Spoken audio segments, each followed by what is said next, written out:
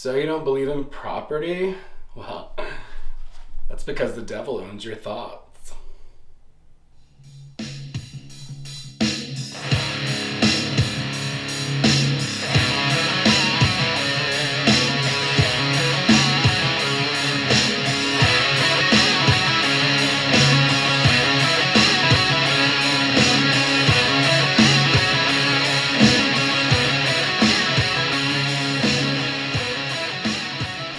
Who owns your thoughts?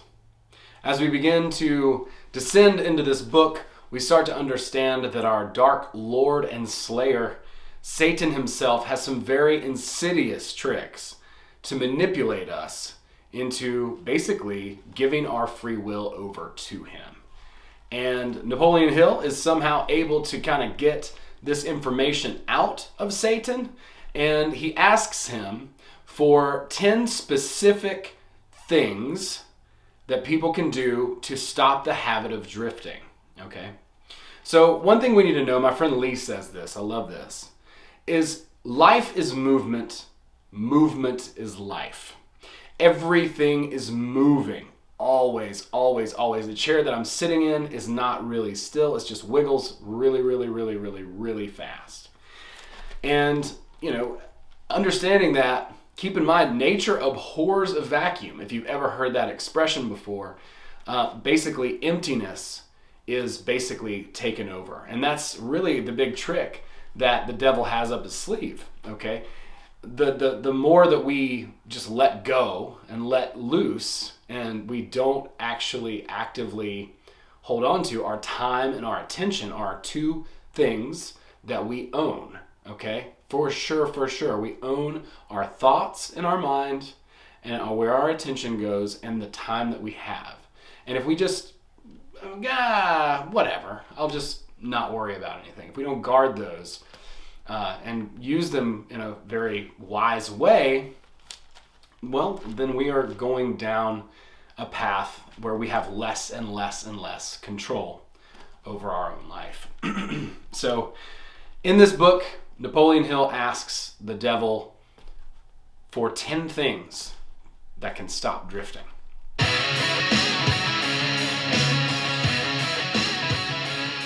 first piece of advice that the devil gives is to do your own thinking. On all occasions, the fact that human beings are given complete control over nothing except the power to think their own thoughts is laden with significance.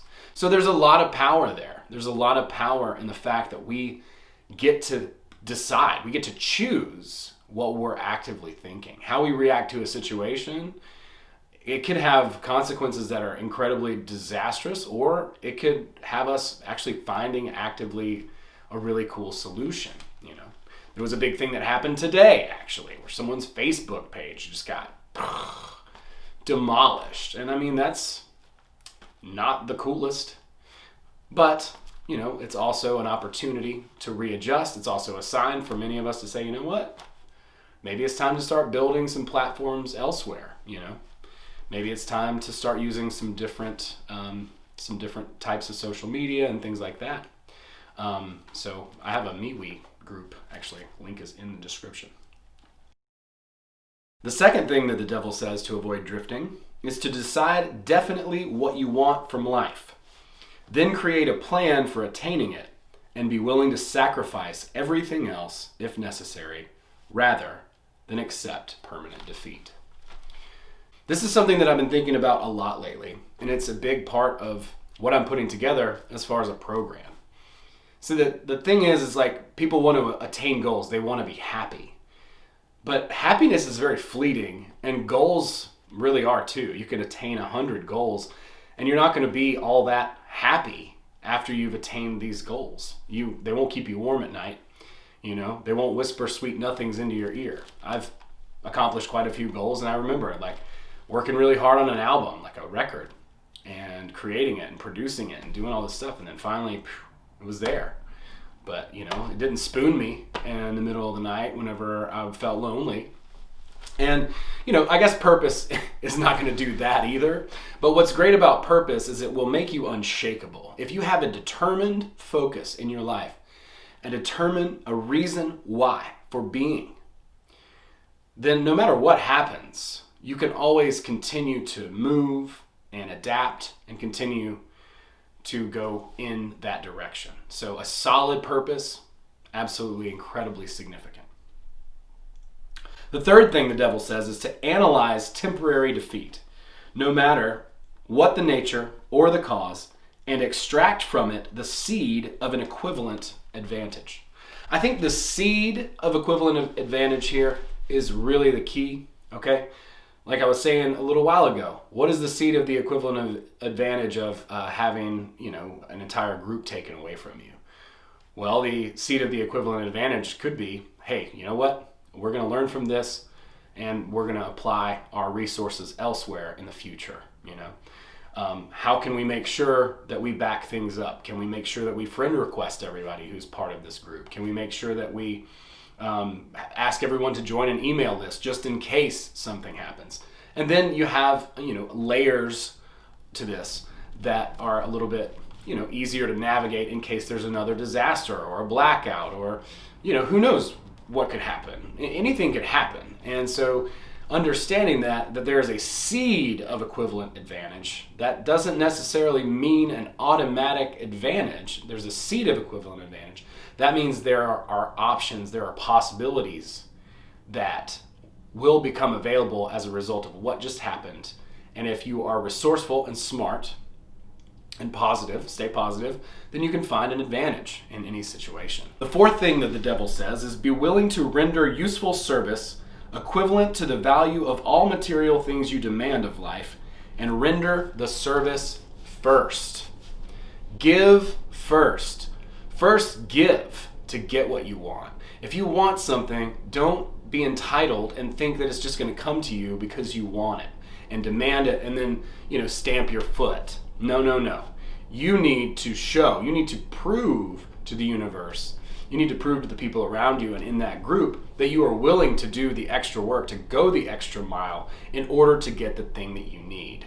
And this is why you see a lot of apprentices, a lot of internships and things like that, which on the front maybe seem a little bit less valuable. But when those people go the extra mile, I can't tell you how many people I've seen go from PA, production assistant, and climb the ranks in film. And most of those people never went to film school. Usually the person who went to film school, I'll be honest with you, they're the ones who are picking up lunch. It's the people who go the extra mile, who show up early, who do extra, and show that they want to be there. They have a determined purpose, and they're also willing to give in order to get the thing that they want.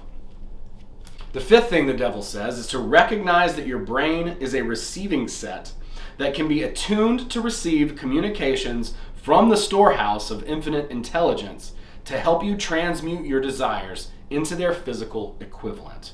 All right, your brain is a receiving set. That is critical right there. Infinite intelligence. There is a storehouse of everything that exists. And your brain or your heart can be attuned to specific frequencies in order to pick up certain thoughts, ideas, etc. Now that's critical right there. That means that there are opportunities for you to pick up on ideas that are beyond your really sphere of knowing if you learn how to attune your mind and open up yourself to infinite intelligence. So, the way to do that is through thinking, through thought, through understanding thought, maybe even being able to shut it off intentionally and just listen to see what comes up from the subconscious mind. The sixth commandment from the Dark Lord is to recognize your greatest asset is time. The only thing except the power of thought you own outright, and the one thing which can be shaped into whatever material thing you want. Budget your time so none of it is wasted. Basically, the devil is saying as much as this.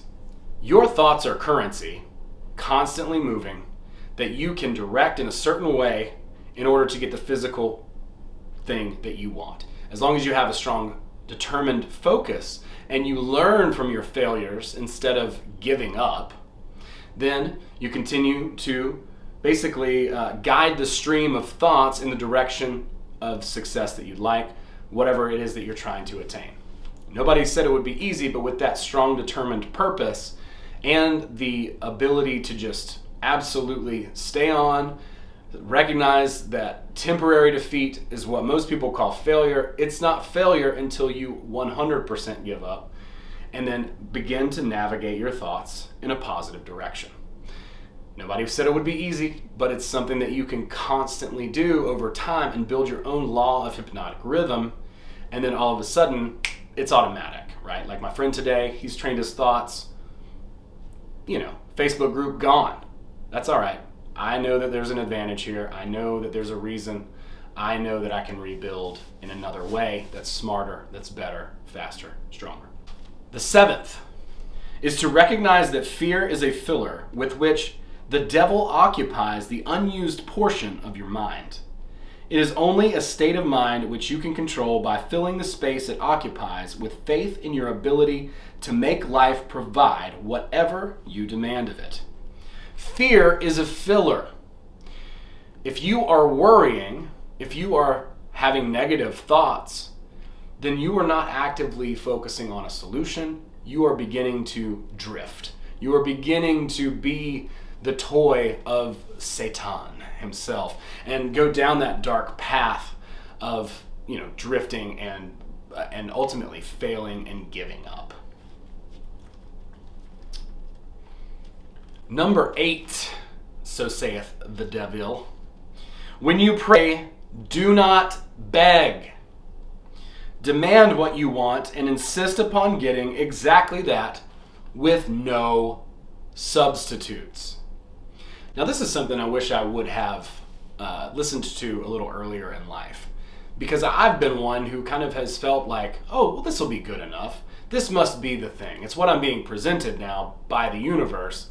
Well, my mentor, or one of them, Mr. Richard Grove, one time was talking about how the universe will give you something that's not quite what you wanted, but it's along the same path, and basically sort of entice you to accept this thing, even though it's not exactly what you wanted, just to test you, just to F with you a little bit.